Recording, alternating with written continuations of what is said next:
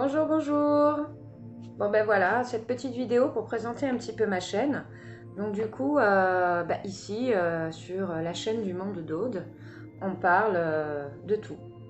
Alors on parle de tout, ce qui est en rapport avec la compréhension de soi, l'éveil de soi et tout ce qui est en rapport avec le bien-être.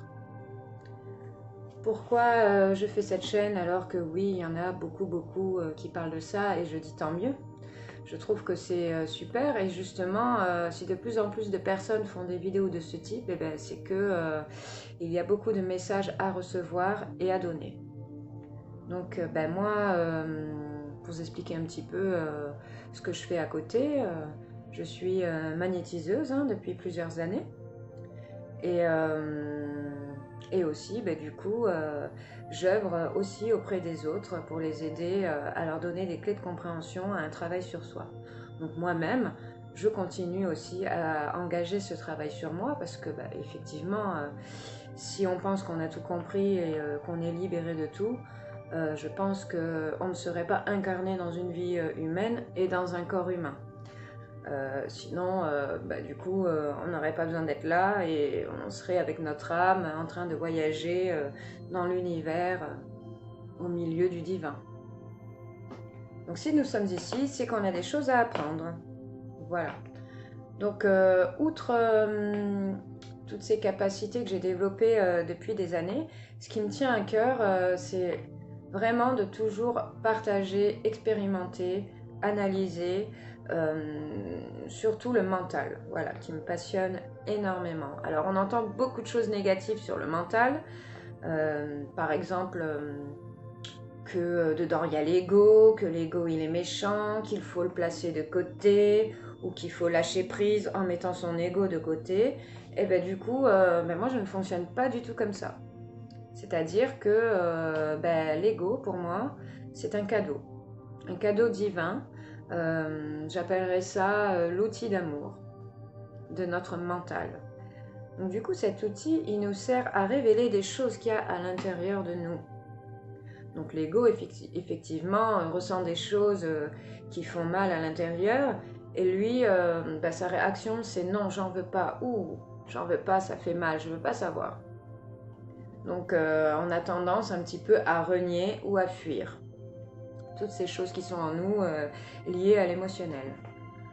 Ce que je voulais dire par rapport à ça, c'est que, effectivement, prendre conscience de ce schéma est un premier pas pour aller mieux.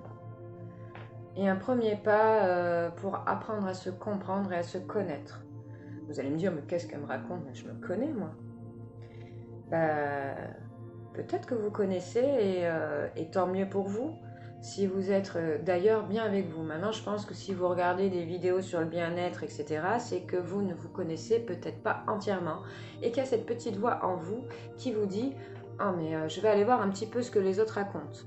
Parce que c'est normal, c'est important, on a besoin, nous l'humain, de se sentir cohérent et de vérifier un petit peu auprès des autres si ça résonne en nous. Voilà, ça s'appelle le besoin d'appartenance, c'est quelque chose qui est d'ailleurs un petit peu grégaire, l'homme est un être social et du coup, servons-nous de cette sociabilité pour apprendre ensemble, partager, évoluer, toujours dans un souci de mieux être avec soi. Alors oui, il y en a qui ne partagent pas ces avis, qui disent non, il faut vivre au jour le jour, il faut arrêter de tout mentaliser, tout analyser, etc. Et oui, je suis d'accord avec ça. Mais avant d'arriver à ce stade de ne plus mentaliser, etc., peut-être qu'il faut déjà apprendre à savoir ce qu'il y a à l'intérieur. Qu'est-ce qui s'y cache? Pourquoi je suis née avec ça? Pourquoi j'ai développé ça durant ma vie? Voilà, ça ne veut pas dire être dans le passé, mais vivre mieux au présent avec. Ça veut dire être capable de se regarder en entier, de prendre conscience de son être entièrement. Au jour d'aujourd'hui, il y a des choses en nous qu'on ne veut pas voir. On ne veut pas les voir ou on ne peut pas les voir, peu importe. On a tous des excuses par rapport à ça. la vie de tous les jours, les routines du quotidien, être pressé par le temps, etc. Tout ce qu'on a mis d'ailleurs nous-mêmes en place, société, hein, qui font que effectivement, on a moins de temps pour se retrouver avec son soi intérieur. Donc après, voilà, c'est un parti pris. Là, je suis en train de vous dire que c'est la routine de la vie, ce qu'on a créé dans la société qui en est la cause. Mais véritablement, c'est juste qu'on ne prend pas le temps pour ça. On se trouve des excuses et surtout, on ne sait plus comment faire. C'est quelque chose qui n'est plus naturel. Tout simplement, ça commence dès l'éducation à l'école. Hein. On nous dit, il faut faire ci, il faut faire ça, ça c'est bien, ça c'est mal. On apprend de nos aînés, on apprend de tous.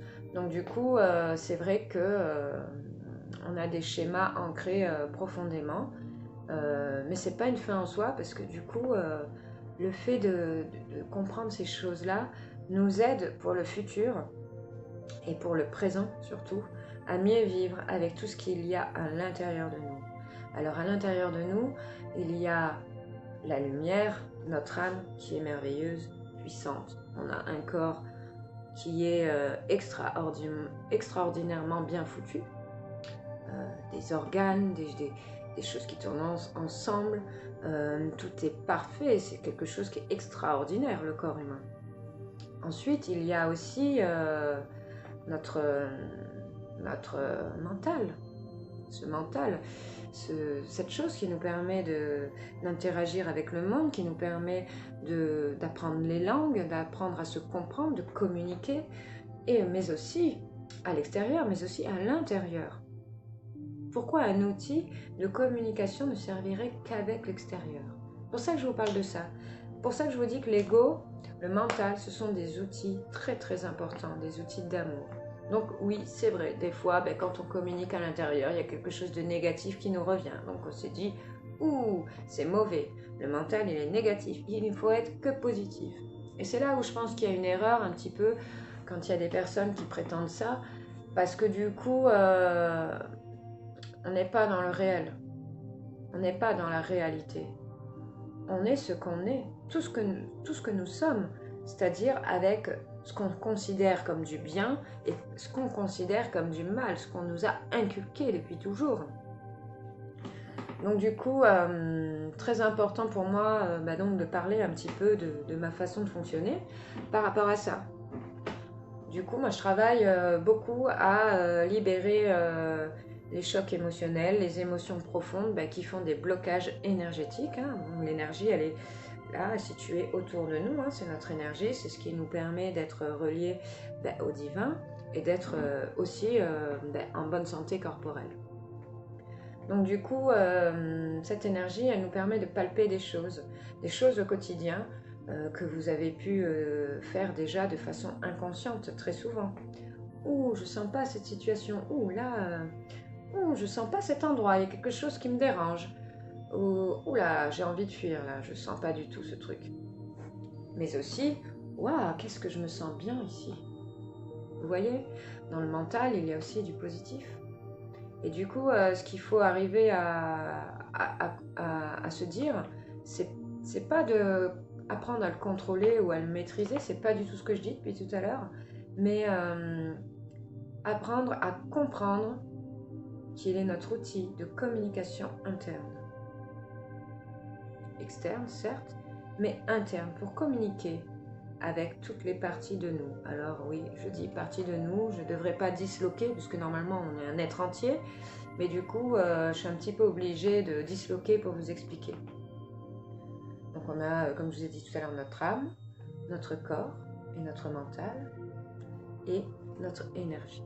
Donc du coup, tant que ces 4 choses ne sont pas reliées ensemble, on ne peut pas avoir une communication correcte. Et donc du coup, qu'est-ce qui coupe la communication? C'est souvent le mental qui agit, qui dit « Ouh, je sens des choses qui ne me font pas plaisir, donc je coupe.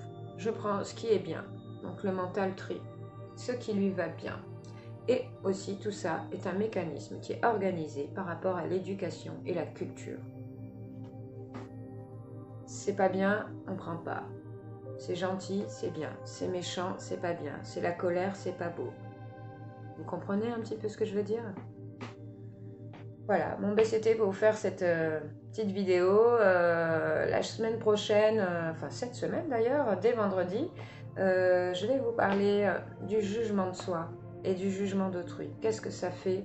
Quel impact? Comment il est présent dans notre quotidien? Je vous remercie. À bientôt.